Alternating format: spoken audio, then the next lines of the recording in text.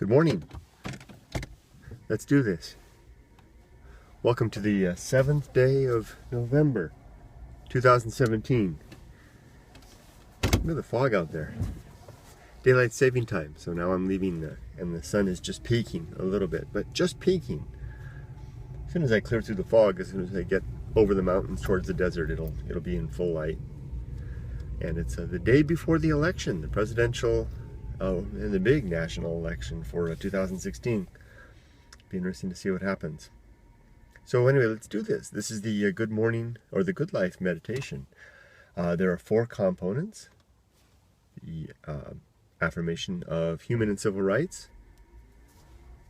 The 3 objectives. How many are there now? 9 principles. I've grown 2 principles since last week. And then finally and included in that a little summary, and then finally wrapping up with the rotten day forecast. Good way to begin the day on a negative note.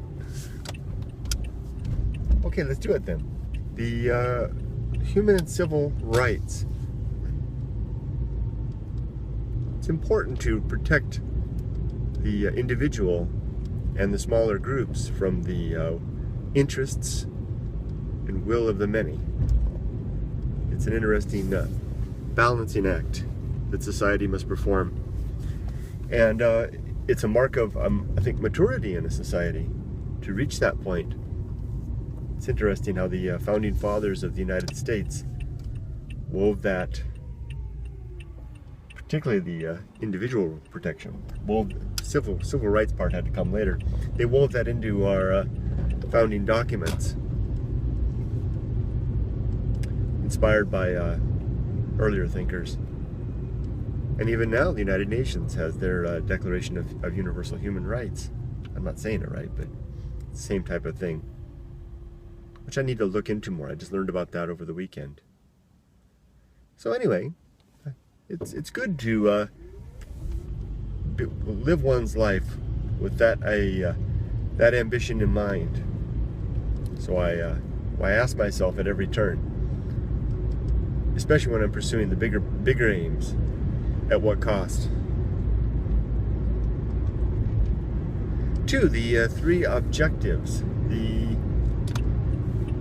first of these is the development and maintenance of good, sound life principles. These are the 9 that I'll come to in just a moment. I like to think of these as the lane lines along the road. Try to keep within the lines. The first of so then I'll get to. I just kind of lost my thought there for a second. I was thinking about Mully because he always says keep it between the lines, keep it in the lines. So yeah, basically keep it between the lines.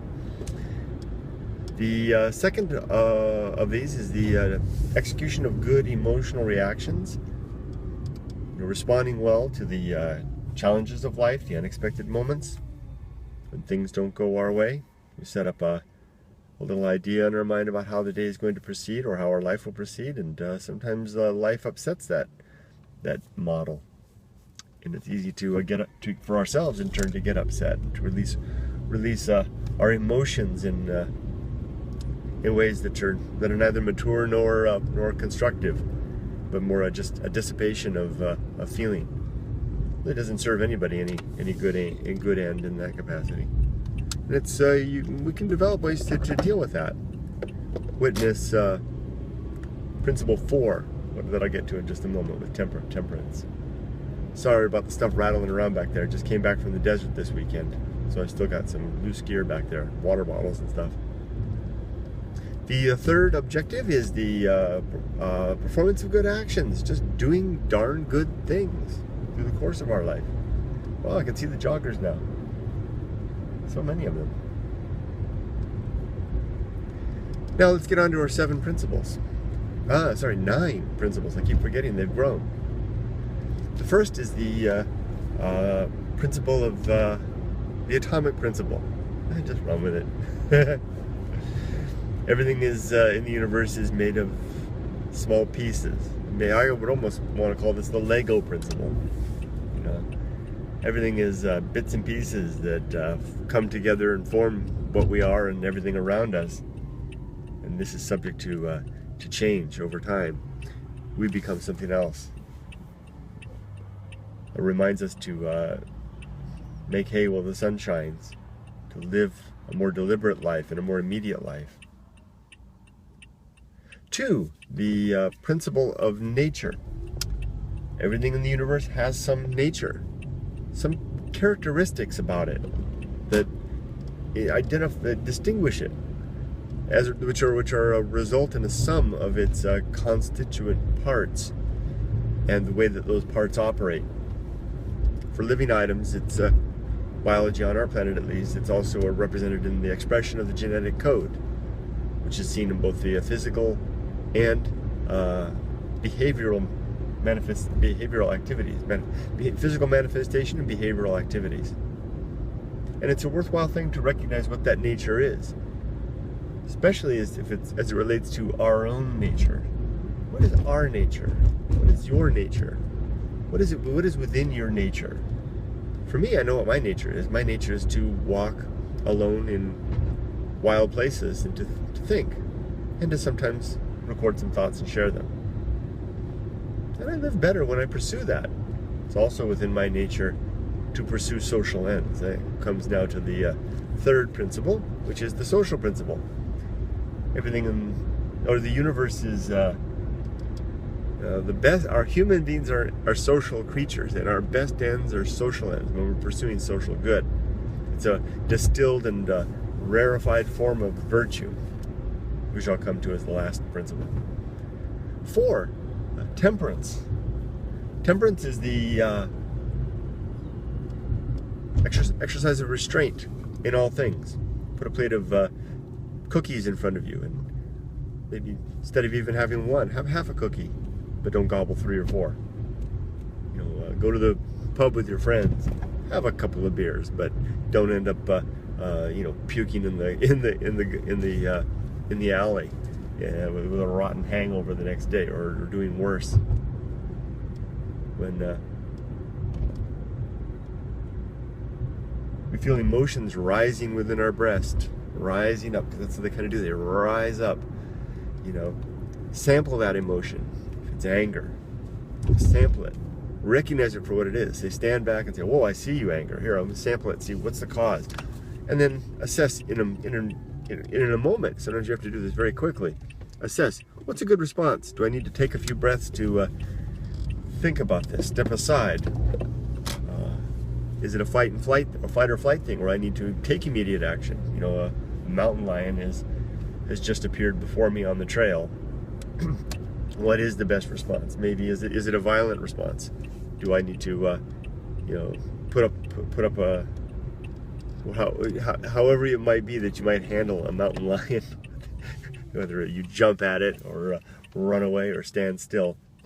Not so sure. And likewise, emotions in our normal life. The boss comes to me and hands me a project. It says, we need this by the end of the day. And those other things you're working on, by the way, we need them too. It's easy to get upset. It's like, gosh, how am I supposed to do all this stuff? But instead of running with that, take a couple breaths.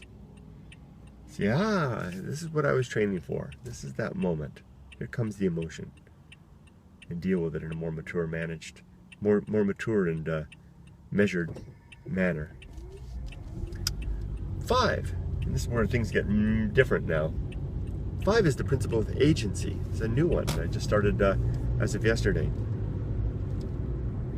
Agency, in its most basic meaning, describes that some conscious mind is behind the things of our life. Some conscious activity, some agent is doing things. Not a secret agent, but it could be anything as an agent. Basically, any living organism, or could be a supernatural entity if such a thing exists. We often ascribe the activities of our world to supernatural agency. God is an agent. Ghosts are agents. Cougars are agents. So are middle-aged women in bars. Likewise, you and me. Dogs are agents. Houseplants are agents. Pine trees in the mountains are agents.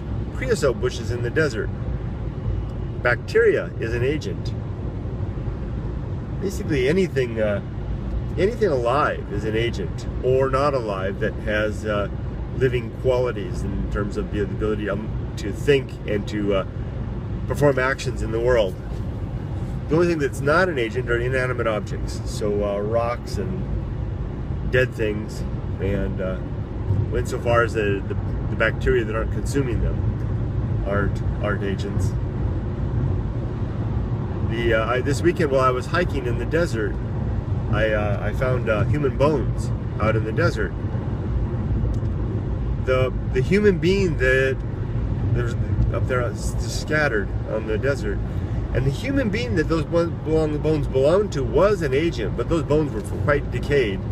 The bones themselves are no longer agents; they're just compounds now. And I did report it to the sheriffs, and who I actually guided a deputy by phone out to the site where I found the human remains. So there you go. You have the human that I found out in the desert. The remains I found once was an agent, but is no longer an agent. And it was a curious thing to sit beside those bones, and when it suddenly dawned on me, hey, this is probably a person. To think about what that meant in terms of agency and agency lost. It's one thing to go to a graveyard and think thoughts over a tombstone. It's another thing quite altogether to stare at bones scattered across the desert.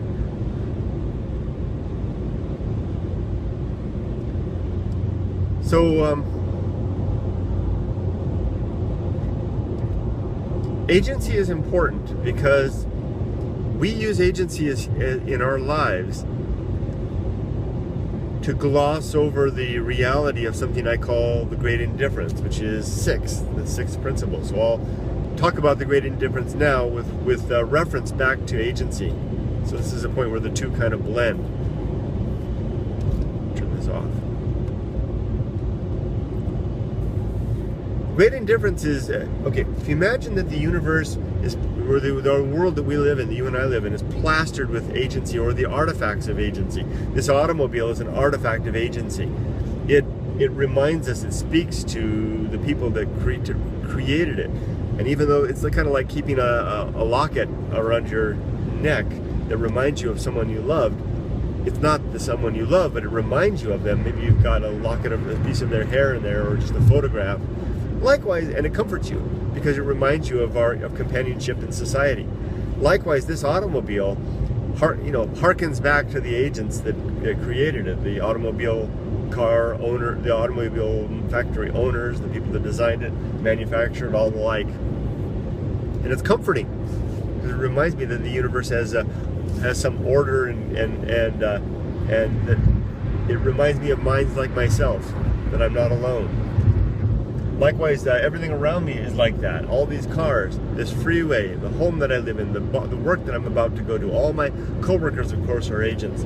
Basically, the life that I live now is just plastered over. I almost like to imagine like a rolling pin. You're rolling, plaster, agency all over, right? And what a comforting thing. That's why living in the bosom of society can be filled with that. Although that doesn't make us immune from loneliness, which is when we don't have any of that real, actual, tangible connection with other agents, such as a girlfriend, boyfriend, spouse, family members, companions. If you lack that, then all this kind of secondary. There you go, primary and secondary. There's agency in the artifacts of agency, which is kind of a secondary thing. It doesn't quite do the job. So great indifference is, you may live your whole life without ever encountering the great indifference, although you will if you ever felt lonely, because that's kind of what I think it's touching upon. But if you want to really experience it, it's not enough. You need to go to someplace wild, and it's not enough to go to someplace wild like a forest or even the ocean, because it's just filled with agency there. You know, a forest is just surrounded by trees and birds and bugs and all that stuff, and the ocean is almost by definition, you know, a pool of agency. Although the landscape above and surrounding it is quite void of that, and if you just look at the surface, you may get the feel for it. But if you really want to feel it, go to a desert, not just any desert. You need to go to a moonscape, like a lava field or something like that, especially a great expanse of where it's stones, almost like a Martian landscape, and maybe go alone. Of course, always alone. Otherwise, it defeats the purpose of encountering the great indifference. You can't meet the great indifference in the presence of anybody else. You need to go alone. You need to be out of touch. You need to be far away from others, and maybe even far away from help. And then you kind of meet it. And what's really interesting is that we have a way of handling that. When you encounter it, one way to deal with the discomfort that comes with that is to apply the agency of God. God is really, how do you describe it? It's like a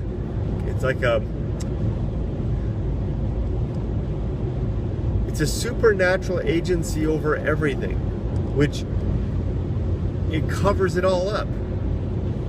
You know, you can fill in God everywhere, anywhere where there's discomfort, anywhere where there's loneliness, anywhere where there's that emptiness, where we encounter the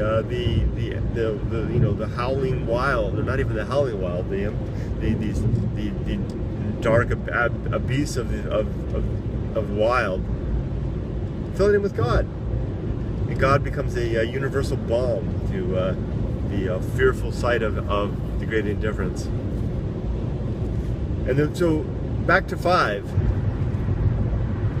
The reason that I include agency as one of my principles is that I want to remind myself of that capability we have to use agency as a way to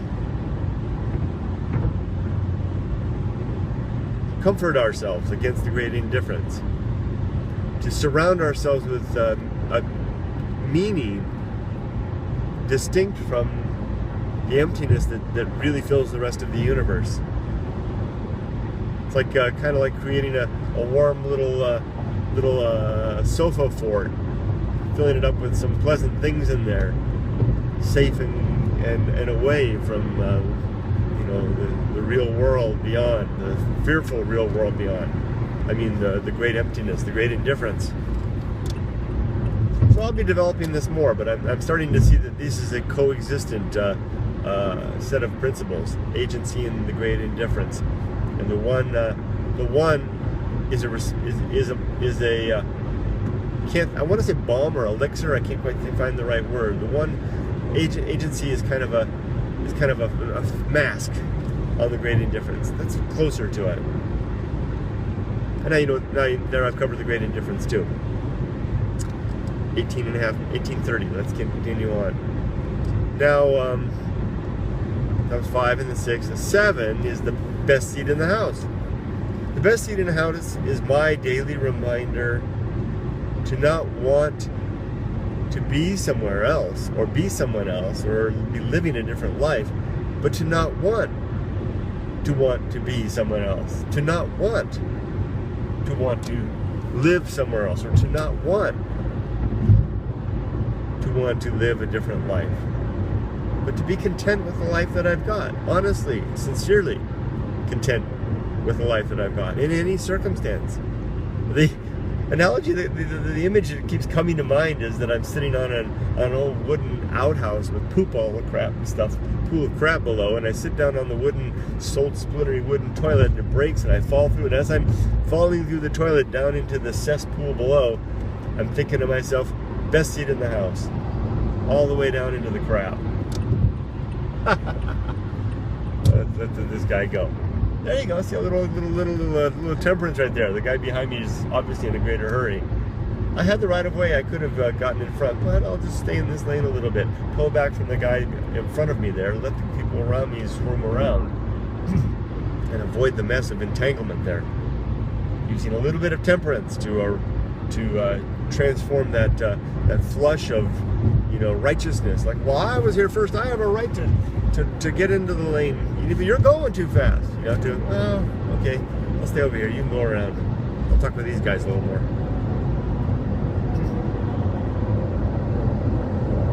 Next is reason, which is the arbiter of truth. It is a tool by which we can look at the world, come up with ideas about how it's working that may yield predictions. They should yield predictions about how things work, and then we can observe to see if those predictions come true. And if so, then hey, maybe we're onto something, and we can vet it out more, try the experiment again, ask others to do the same. And if we get bad results, then to ask ourselves to re-examine our ideas and our evidence, and maybe get more evidence and formulate better principles. It's this iterative process of examining the world, coming up with ideas about it, observing the results, observing what really happens, and then improving from there. It's the exact same methodology of science. This is one of the reasons why science so often disproves itself. Although I would say that a lot of times it's not so much that one age disproves the science of the other. What they do is they further clarify so our understanding.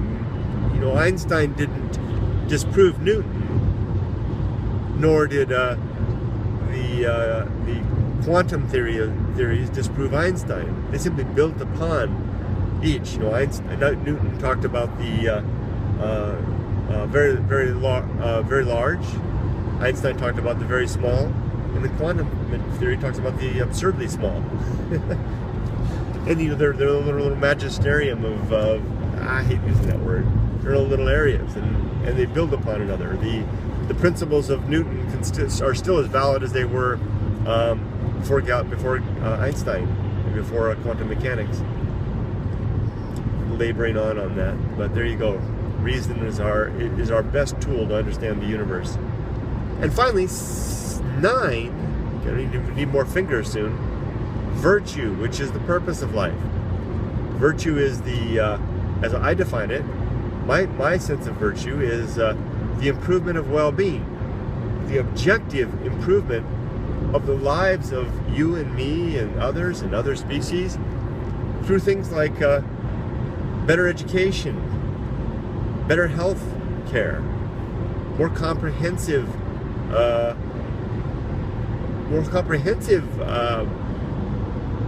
I kind of jumped to the point. More comprehensive and better education and health care, and more affordable. Better communication between individuals, the races, the cultures and countries.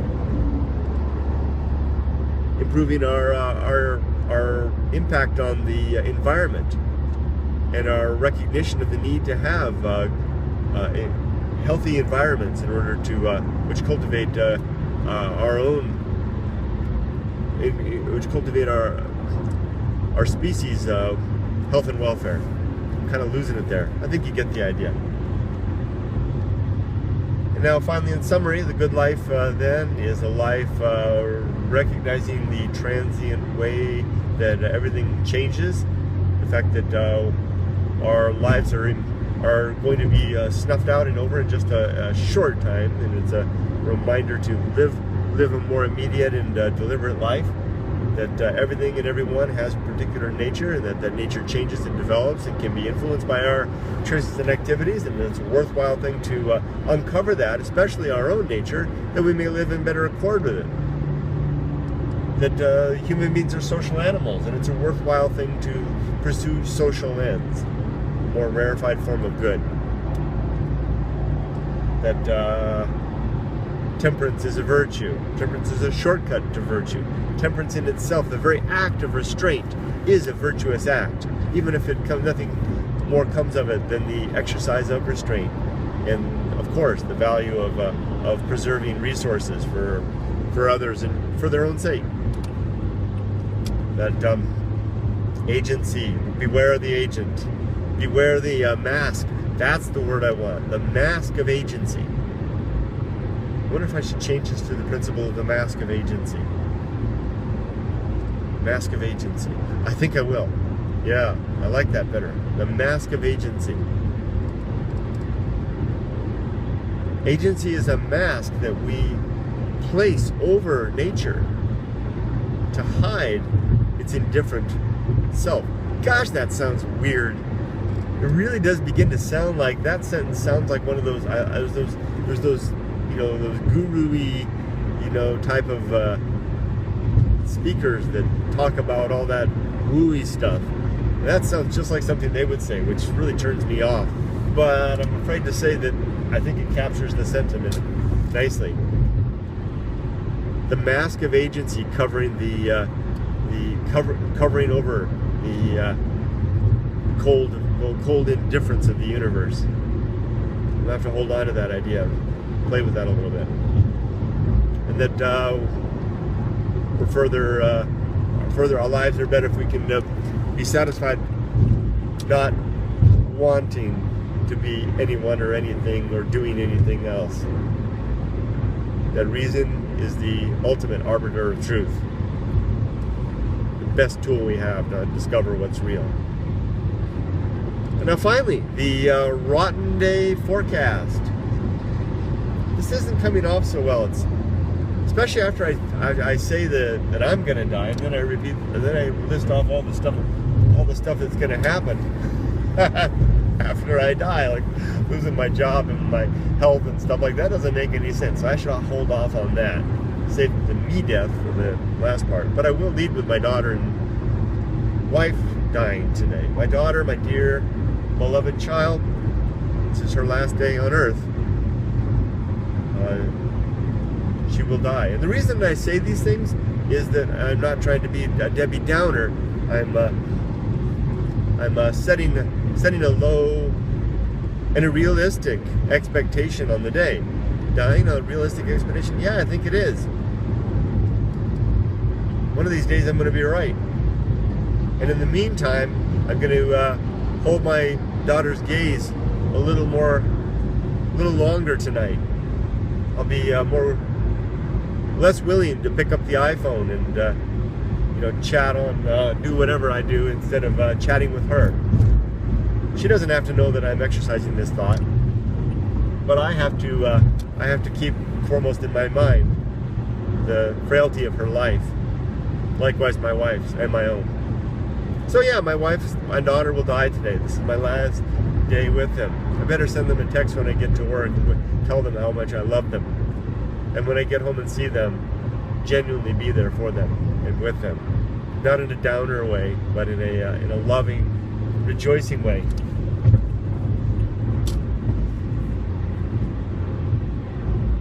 Today I've got some real challenges at work. Here comes the sun. I've got to develop an executive summary to try to explain away a difficult thing on one of the projects that I'm working on. It's got to be done by the end of the day, and all my other work's got to be done, and I've got lots of email to get through. It's going to be a challenging day to get that stuff done, and I really have no template or idea how to do it. I just have to figure it out, and it's got to be good. It's going to be hard, and I'm anxious about that. Probably not going to do a very good job. Probably when I get to work, I'm going to kind of tell myself, okay, I'm going to just get through my email real quick, dive into this executive summary thing, and get it done by noon. That would be awesome. What's going to happen instead is that I'm going to have lots of email that require my time, immediate issues all over the darn place, and emergencies. People are going to be dropping by my cube, taking up my time, all the things that usually happen. The car may break down before I get there or get a flat tire. There won't be any place to pull over. I'll be stuck in traffic with backing up the whole 91 all the way. What a mess this is going to be. When I get to work, I'm not going to feel good. I had some leftover from my wife and I had breakfast yesterday, and she had pancakes. Couldn't eat them all, so saved them. So I had the pancakes the leftover pancakes from yesterday, impregnated with syrup, and pretty heavy, and I'm pretty sure those carbs are going to hit me soon. Usually I'm a little better about my breakfast than that. My leg, I got a pain on my leg. I injured myself and that's going to continue to get worse, and it's going to inhibit my ability to exercise and just to get around. I'm going to say something probably insensitive to my coworkers. I'm not going to hold my tongue when I should. I'm going to speak too darn much, as I always do. Look at me, I'm 30 minutes now. I'm talking too much. And finally, I'll wrap it up with, and I know I can do this better. I know I can do this better. It's just going to take time. Finally, I'm going to wrap this up that this is the day that I die. And what I'm doing today is exactly what I want to be doing. I want to push the ball of social good a little further along. I work in the social services, and I work for public good. I really do enjoy the fact that I get to have a job where my activities help a large number of people. And so I'm going to do a very good job today. I'm not going to goof around. I never do. Or not never, but I rarely ever do. I'm a very serious person at work, and I'll be even more so. I'll get that executive summary done. How did this turn into that? It's supposed to be a negative thing. It turned into a positive thing. I guess I'm going to get it done despite the challenges that are going to come up. I'm going to maintain a good emotional framework and state of mind. And that's it, guys and gals, or whoever, and maybe just me. I'm going to wrap up for now. I think I'm run out of memory in just a second anyway. Hope you have a wonderful day. Make it a good life. Take care.